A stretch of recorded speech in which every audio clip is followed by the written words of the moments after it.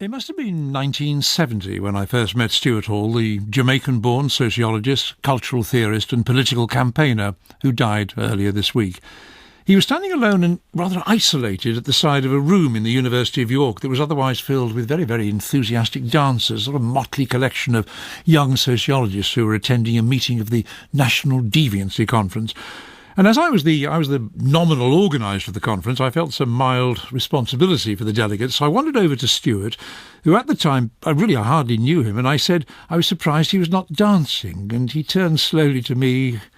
My natural sense of rhythm, he inquired gently. And as I was beginning to bluster my way out of my discomfiture, I saw that he was laughing with that distinctive chuckle which always surfaced whenever he felt he'd become a little bit too serious, a little too lacking in irony, a little bit too right on. Those people from all over the world who, since the sad news came through, have rushed to pay tribute to Stuart, have so often combined these tributes to his intellectual and political achievements with references to that very warmth, tolerance and generosity of spirit. Won't you help to sing these songs of freedom? 'Cause all I ever have, redemption songs. Stuart Hall was born in 1932 in Kingston, Jamaica, which was then still a United Kingdom colony. And on Desert Island Discs in the year 2000, he described his family and their social standing and their aspirations. I'm the blackest member of my family. That's an odd thing to say, but, these mixed families produce children of all colours. And in Jamaica, the question of exactly what shade you were in colonial Jamaica, that was the most important question, because you could read off class and education and status from that. I was aware and conscious of that from the very beginning. My father was from lower middle class, country family. My mother had been adopted by her uncle and aunt and lived most of her life on a small plantation, very close to the English. Indeed, her cousins were educated in England and never came back. She had, grandparents who were white. And she brought into our family all the aspirations of a young plantation woman, as it were. Nothing Jamaican was really any good. I mean, everything was to aspire to be English, to be like the English, or be like the Americans. The ideals in our family were somewhere else. So I felt this tension throughout my life between what I thought I was, a young, bright Jamaican with aspirations for a growing independence movement in Jamaica. Jamaica would be free one day. And this refusal of my family really to live in that world at all. But when Stuart left Jamaica in 1951 after winning a Rhodes Scholarship to study English at Merton College, Oxford, he was soon aware that his mother's dream that he become properly English was not that readily achieved. Well, Oxford was a bit of a shock, as you can imagine. What I realised the moment I got to Oxford was that someone like me could not really be part of it. I mean, I could make a success there. I could even be perhaps accepted into it, but I would never feel it was my place. It's the summit of something else. It is distilled Englishness. It's the peak of the English education system. An Oxford education there works only because you already know 90% of it in your bones. You have absorbed the culture in a way in which you can't learn those things. I could study English literature, but the cultural buzz that made each text live as part of a whole way of life was just not me. Just not me. But even if being properly English or properly British was unachievable, Stuart's classical education in English literature meant that he chose to begin a PhD on Henry James. But he was already in association with other left-wing students and teachers at Oxford, and he was beginning to take an interest in a much wider analysis, a much wider idea of what culture was, in the manner, for example, in which the spread of consumerism at that time was breaking up traditional ideas of high and low culture, in the manner in which major changes and innovations in society were occurring not in the economic sphere so much, but within youth, within popular culture. And it was the knowledge of his writing in this area that led Richard Hoggart in 1964 to invite Stuart to join his recently established Centre for Contemporary Cultural Studies at the University of Birmingham. By the time Hall took over as director of the centre in 1968, cultural studies, with its examination of popular low-status cultural forms, skinhead fashion, television, soap operas, carry-on films, rock music, had turned into a serious, if not always respected, academic discipline.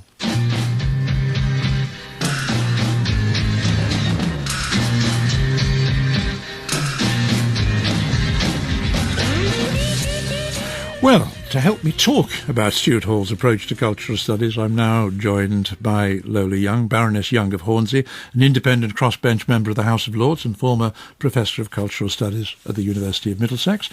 Caspar Melville, former music journalist, editor of New Humanist and now lecturer in global, creative and cultural industries at the School of Oriental and African Studies, University of London. And Jeremy Gilbert, Professor of Cultural and Political Theory at the University of East London. Richard Hoggart. Caspar, starting off on this, I mean, Hoggart, people will remember uses of literacy and remember the ways in which it itemised in great detail and with a great deal of love and affection working-class culture, popular magazine, pubs, betting, football. I mean, what did Stuart Hall add to that? Well, I think if you think of it as a phased process, what Richard Hoggart did was argue back against that idea that culture was something associated with the elite, that Victorian idea that culture was the best and the highest culture, and said, actually, no, culture is sedimented in working class life as well. And so that created the grounds of cultural studies. But Stuart Hall came in and actually argued in many ways against that perspective, because in two ways. One was to suggest that, in fact, there was no such thing as completely authentic, separate, autonomous cultures of any kind. Cultures are inherently mixed and blended. And in particular, Hoggart was very antagonistic to, as it were, imported consumer culture, mass culture. And actually, Stuart Hall recognised that kind of mass culture, no matter that it might be produced industrially, it might be commodified, might come from America, popular music, styles of dancing, ways of talking, television, films, was also a significant place of culture, because it was a place where there was an enormous amount of information which people could use to their own advantage, in a way. And actually, imagine we'd want to say, wouldn't we, Jeremy, that also, whereas Hoggart is providing an account, a description, he's not really looking in the working class for signs of people rebelling against their circumstances or conditions. But when Hall begins to look at culture, I mean, this is what he's looking for, isn't he? For signs of contestation, for signs of people fighting back, if you like. He's looking for signs of struggle and contestation, and he's trying to understand culture itself as a site of struggle, as a place where struggle takes place, around ideas, around conceptions of how the world could be. And Hoggart's is, to some extent, it's an important distinction, is to some extent a conservative vision. He wants to defend, to protect some notion of an authentic working class culture. And Stuart, from the very beginning of his political intellectual career, recognised that ultimately this could only be a dead end for the left. It could only be a dead end for the left or critical scholarship to try to hang on to a form of class culture, which was or class politics, which was dependent upon the industrial conditions of the early to mid 20th century. And of course, part of this, Caspar, was that the idea that if you have, I mean, television was just growing, becoming enormously influential then, and I suppose there were sort of some ideas around the good heavens, what was this doing to the youth? You know, there they were sitting absorbing these hours and hours of television. This is where he wanted to introduce, I mean, some of these concepts like coding and decoding. What was he doing here? In his encoding and decoding model, which was very influential on the study of television, he is arguing against a certain kind of old-fashioned Marxist view, which is that television is just a completely debased form of communication on the one hand, and on the other hand he wants to show how there is a process by which the powers that be, as it were, the hegemonic powers, transmit messages to people that tell them the right way to be, tell them the right messages about race and class. But on the other hand, how those messages, there's no guarantee that they will necessarily be read in the way that they are encoded. There is a way that the audience can decode them to find resistant meanings, to find meanings which read against the grain, which might use cultural products in ways that were not anticipated by the people who produced them. Because this book, Resistance Through Rituals, was important in this respect. Well, one of the collaborative works that came out of the Birmingham Centre is a very important book, Resistance Through Rituals, which brings together work on many young people and how they use cultural products on the one hand, how they are prepared for the position that society has got for them, i.e. to be the proletariat, to learn how to be productive citizens, and how they try and resist this in various ways. Sometimes, only up to a point can they resist it. In the end, they are going to be delivered to a certain position in society. But during that, very interesting, possibly transgressive and resistant forms of practice and culture can emerge, as it were, in the gaps. And of course, this idea of giving voice to people who previously his voices were not heard or silenced or muted was very much lower. I mean, you saw that he was particularly interested, wasn't he, in developing new ways in which black artistic expression could be furthered. Yeah, I think it's very interesting, actually, because some of the sort of critics of what Stuart was into have sort of, particularly from a certain sort of formation of black cultural politics and black politics in general, would perhaps say, well, he wasn't engaged or active enough in terms of community-based activism.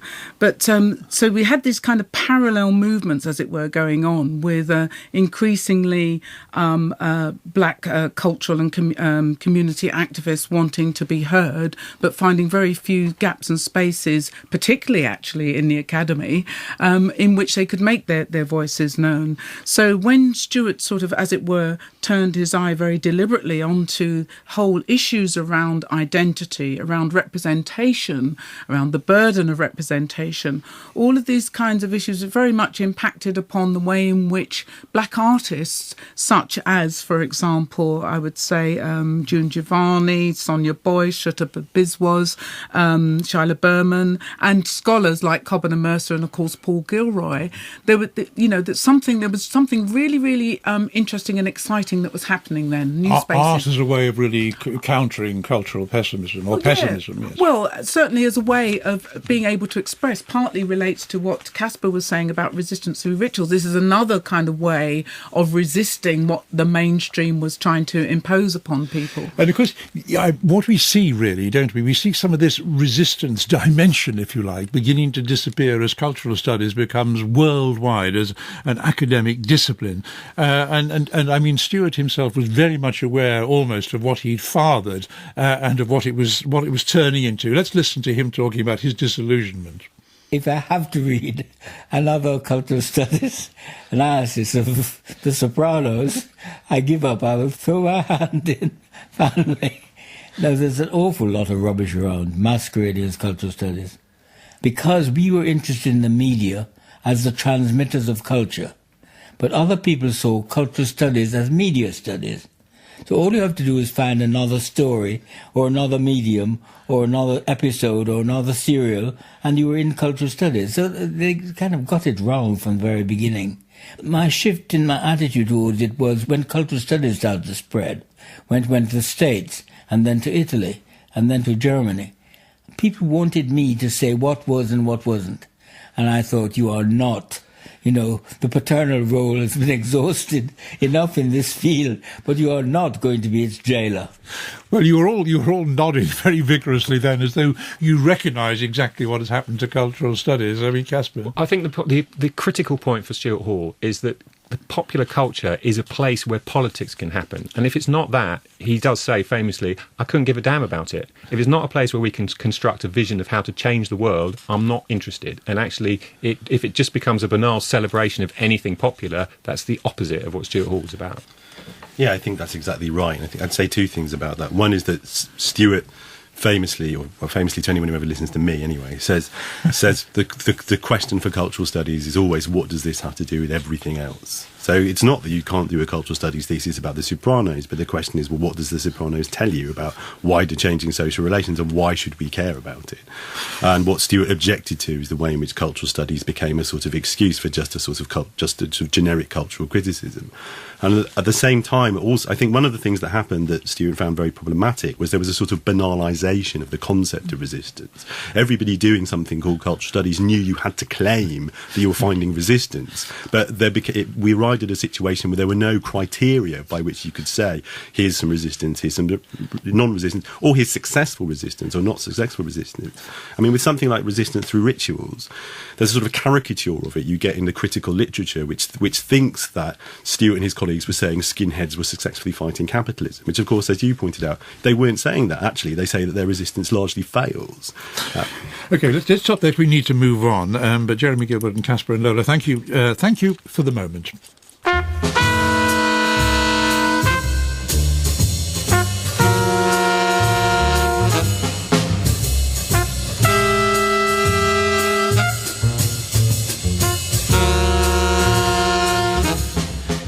In the recent John Akomfrah documentary, The Stuart Hall Project, Stuart describes the manner in which the sound score to different phases of his life was always provided by jazz trumpeter Miles Davis. He put his finger on my soul and it never went away. But equally enduring in Stuart's life and equally close to his soul was a concern about identity, about where he fitted, where he owed allegiance, where he was at home. Face to face with globalization, its internationalization of culture, of models, of literatures, of musics, etc., etc. People do still want to know, am I rooted anywhere? Am I rooted in anything? Do I believe in anything? Am I different from the people across the channel? Well, England's always been good at identifying what separates them from the French across the channel, which you could actually see, of course. But nevertheless, we are very different from them. And I think that precipitates the search for somewhere to stand. Now the question is, how do you find somewhere to stand? And do you imagine that that is going to be the same as it used to be? That's the dangerous element. Yeah? It's all going to come back. British values, family values, and the flag are all going to come back. But this is not at odds with the British investment in globalization. Think of Mrs. Thatcher, after all, who pioneered what we call neoliberalism, but who was deeply attached to the flag, the army, to ritual occasions. She was attached to the monarchy, which wasn't very attached to her, and so on. So these things have gone. The contradiction between these impulses has been there for a very long time. Well, let me just talk a little bit about this question of identity to my guests. I mean, Lola, Stuart was obviously profoundly committed to anti-racist politics, but he seemed to be resisting the idea of people having fixed identities. I mean, just elaborate on that for me. Yes, I guess, again, this was another important strand that was emerging during the period, I guess, around the 80s. And it's another example of how quite complex ideas get debased, if I can put it like that, when they go out into the popular sphere.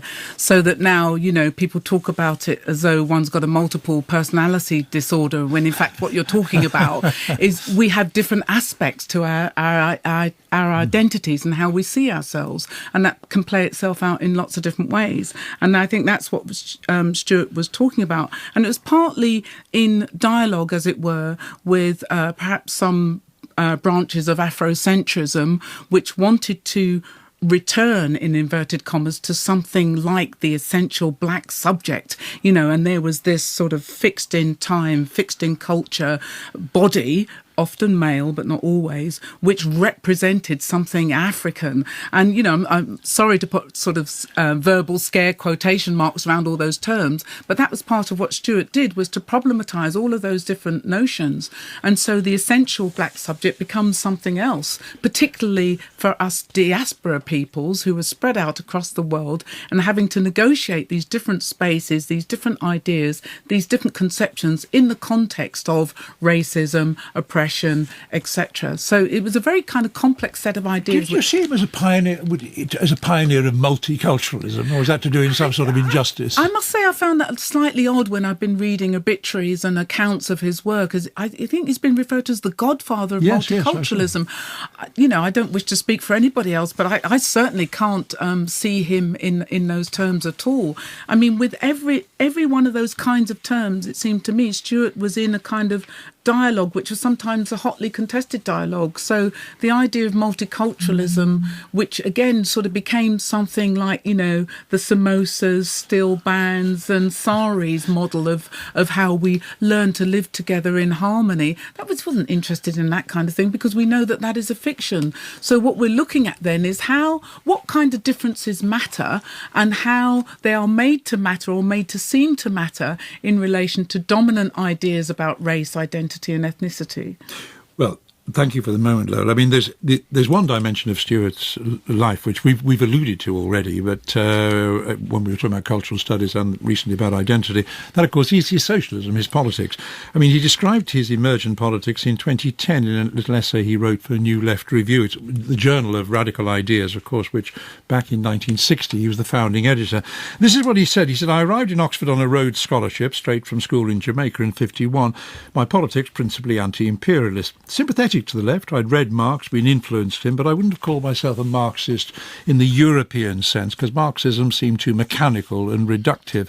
But I was strongly critical of everything I knew about Stalinism, either as a political system or a form of politics. I opposed it as the model for democratic socialism, and I couldn't fathom the reluctance of the few communists I met to acknowledge the truth of what was by then common knowledge about its disastrous consequences for Soviet society and Eastern Europe." I mean, Jeremy, can you sort of help just a little bit to place Stuart rather more firmly within the sort of political spectrum? I mean, he was part of the New Left, which came out of the rejection of the old Stalinist left, the recognition after Hungary that what was going on could no longer be apologised for anymore. Sure, the New Left in Britain really comes out of 1956, out of, as you say, the disillusion of communist and especially communist intellectuals with the authoritarianism and militarisation of Stalinist communism.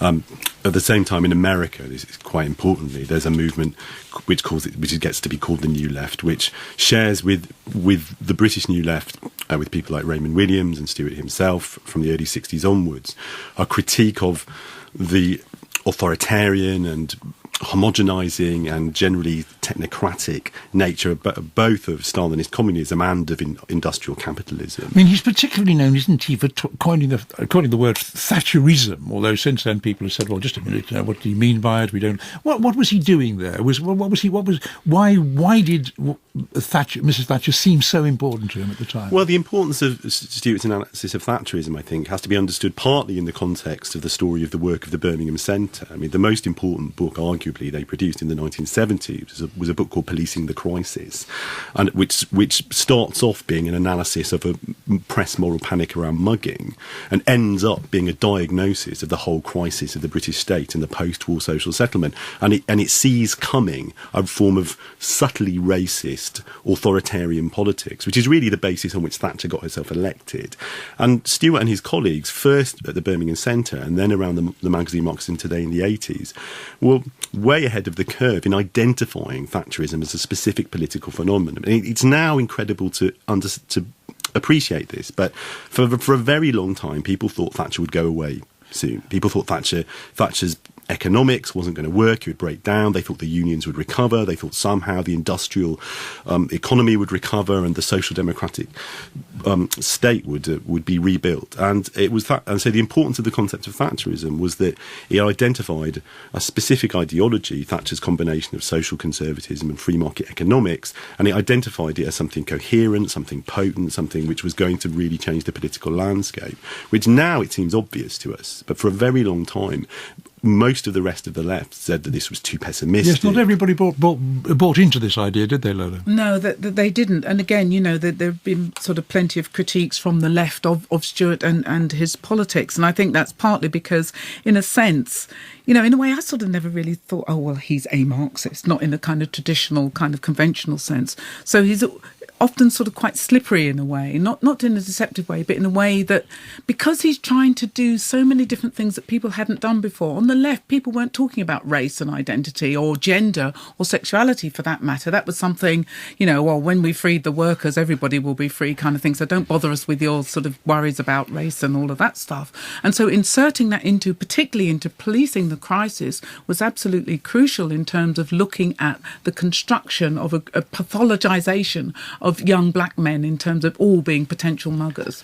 I mean, from my perspective, and I was never really involved in the kind of organised politics, I always found that the politics of Stuart was it was an inspiration to never stop doing politics, which means always be examining the premises of your own principles and always argue with everyone, really. Kilburn Manifesto, which a few people get together. Well, that's right. And it was actually lovely to see how, after a period when he was very quiet and I think very ill, this kind of late flowering of a manifesto, which is really encouraging people to look very carefully at what's happened with neoliberalism, how big and wide has been the reach of the marketisation and this idea of the market, and to encourage people to get involved, and not in any particularly specific way, but actually all of your practice, particularly critique and academic practice, is inherently political. Get on with it and start doing some politics. And I found that very inspiring, and I think it inspires students to this day, to be honest. The politics was everywhere for Stuart.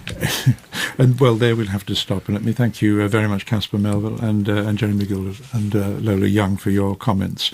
Thanks very much. Actually, I mentioned earlier on that my earliest memory of Stuart went back to 1970, if that was the earliest. My most recent is of visiting him in his house. It was late last year.